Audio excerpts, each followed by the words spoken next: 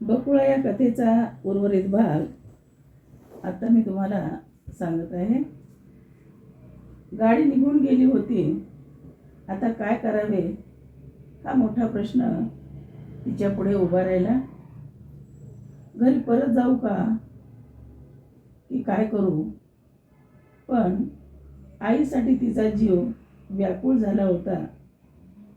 त्या काळामध्ये मोबाईल वगैरे काही नव्हते, त्यामुळे नवऱ्याशी तिचे काही बोलणे होऊ शकले नाही. पण आईला भेटायला जायचं तिनं शेवटी ठरवलं. बकुळाचं सगळं अवसान गळून पडलं होतं. तिला काय करावं ते कळेना. ती परत तिकीट खिडकीजवळ गेली व म्हणाली, साहेब, आता दुसरी गाडी किती वाजता आहे? स्टेशन मास्तर म्हणाला, 6 वाजता. ती म्हणाली, ठीक आहे. तिनं मनात विचार केला की थांबू की नको, पण आज घरी गेले तर पुन्हा उद्या एवढीच ओढाताण करत यावे लागेल. आई तिकडं आजारी आहे आणि जर आपण उशीर केला तर आई वाट बघून बघून हैराण होईल आणि शेवटी मनाचा निर्धार करून तिनं 6च्या गाडीला जाण्याचा निर्णय घेतला व ती स्टेशनवरच थांबून राहिली. बाळाला तिनं मांडीवर घेतलं आणि इकडे तिकडे पाहू लागली. तासाभरात का होईना दुसऱ्या गाडीचं कोणीतरी येईल म्हणून वाट पाहू लागली. स्टेशन गावापासून जरा दूर होतं. त्या काळामध्ये नॅरो गेज रेल्वे होत्या आणि त्याचा वेगही खूप कमी असायचा.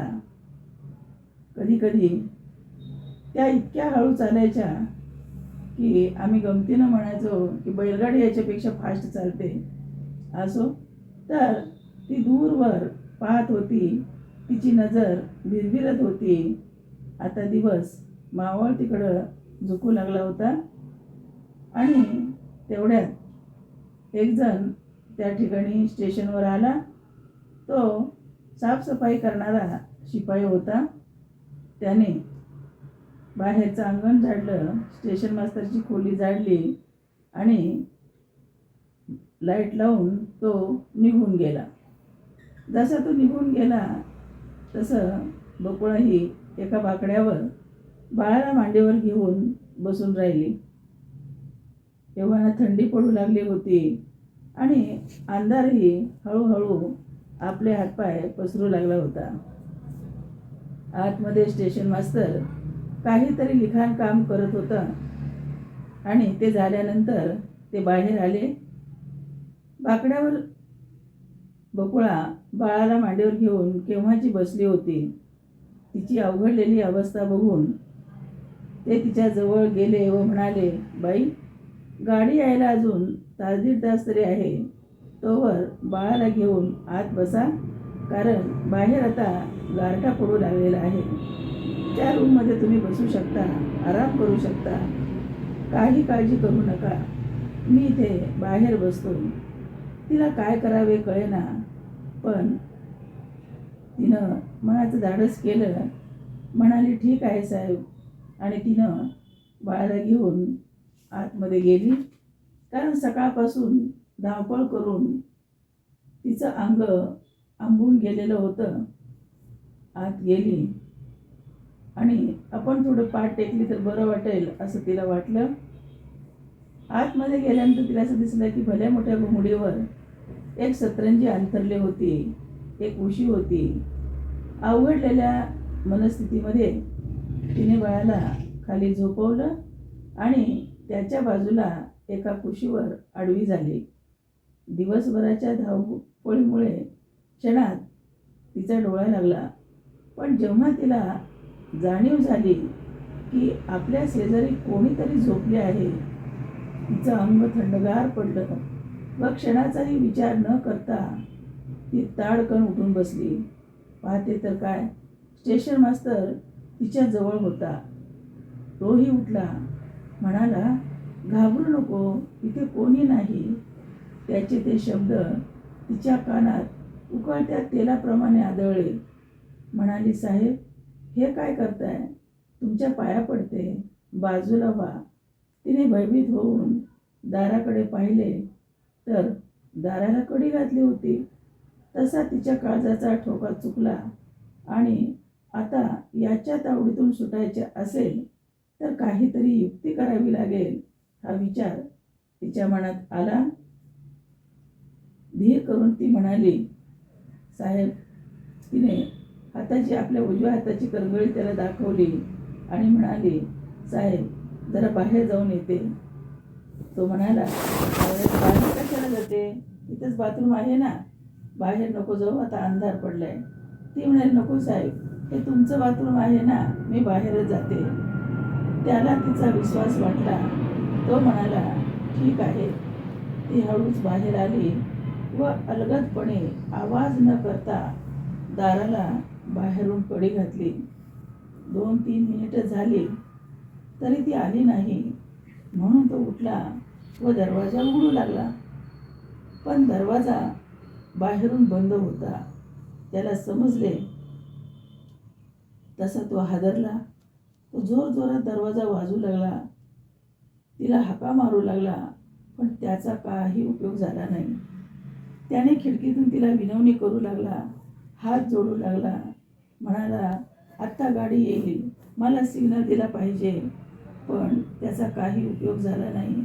त्या भयान शांततेत ती मात्र घाय मोकलून आणि पदराचा बोळा तोंडात कोंबून रडू लागली होती. कारण तिची आबरूही महत्त्वाची होती, पण त्याहीपेक्षा महत्त्वाचं म्हणजे तिचा काळजाचा तुकडा, तिचा बाळ त्या हैवानाच्या तावडीत होता. त्याच्या आवाजाने तो उठला व रडू लागला. मग तर बकुळाची अवस्था खूपच वाईट झाली. देवाकडे पदर पसरू लागली. देवा, माझ्या बाळाचं रक्षण कर.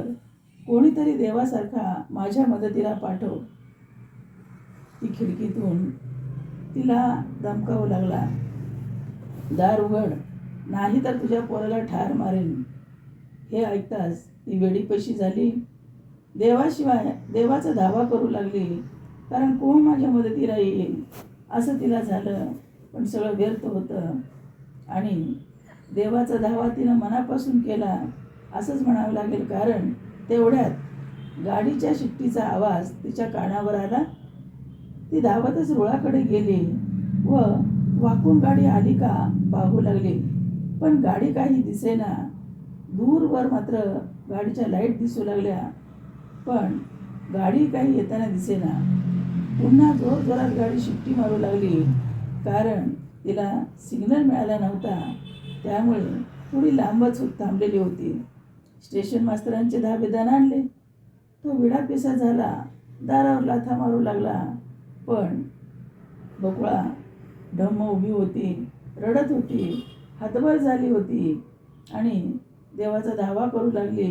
देवा, माझ्या बाळाला वाचव, देवा, माझ्या बाळाला वाचव. हे एकच तिच्या तोंडून वाक्य निघत होतं. तेवढ्यात स्टेशन मास्तर सिग्नल का देत नाही म्हणून गार्ड स्टेशनजवळ आला.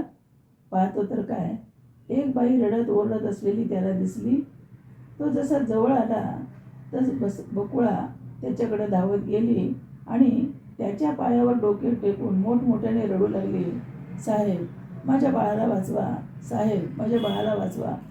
हा काय प्रकार आहे ते गार्डला कळेना. तोही भांबवला. तिला उठून म्हणाला, अहो ताई, काय झाले ते तरी सांगा. त्या बंद दाराकडे पाहून तिने बोट करून सांगितले की, साहेब, माझं बाळ त्या खोलीमध्ये बंद आहे. आणि घडलेली सगळी हकीकत तिने त्याला सांगितली आणि हात जोडून म्हणाली, माझ्या बाळाला वाचवा हो, माझ्या बाळाला वाचवा. म्हणून तिने टाहो फोडला. गार्डनं तिला धीर दिला, काळजी करू नका, मी आलो. आणि म्हणून ते दोघे परत त्या रूमकडे गेले. मोटरमन आणि त्या गाडीमध्ये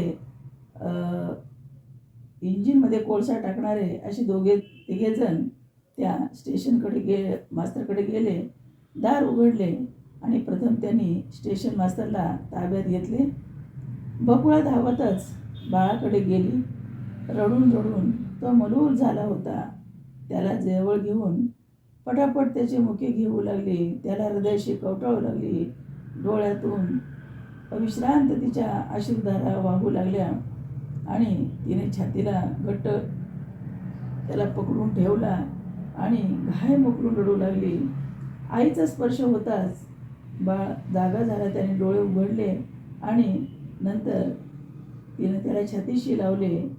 जसं छातीशी लावलं तसं बाळ दूध पिऊ लागलं आणि डोळ्यात तिचे अश्रू थांबायचं काही नाव घेत नव्हते. आणि अशा पद्धतीनं जवळजवळ तासा-दीड तासानं मायलेकरांची ही गाठभेट झाली आणि देवासारखे ते मोटरमन धावून आल्यामुळे त्यांचे आभार मानले. शेवटी त्या स्टेशन मास्तरला घेऊन त्याची वरात काढायचं ठरवलं आणि सगळेजण तिथं नंतर 2-4 प्रवासीही आले आणि असा काय तिथं त्या अगोदर मारला आणि मारून त्याच्या मुसक्या आवळून त्याला त्या ठिकाणी घेऊन गेले. तर अशी ही बकुळा तिनं स्वतःच्या आबरूचा, कुठलीही स्त्री स्वतःच्या आबरूला खूप जपते. प्राण गेला तरी चालेल पण आपली आबरू जाऊ देणार नाही. अशी ही बकुळा खरं तर ती लेकरावरही तिचं प्रेम होतं, आबरूही तेवढीच महत्त्वाची होती.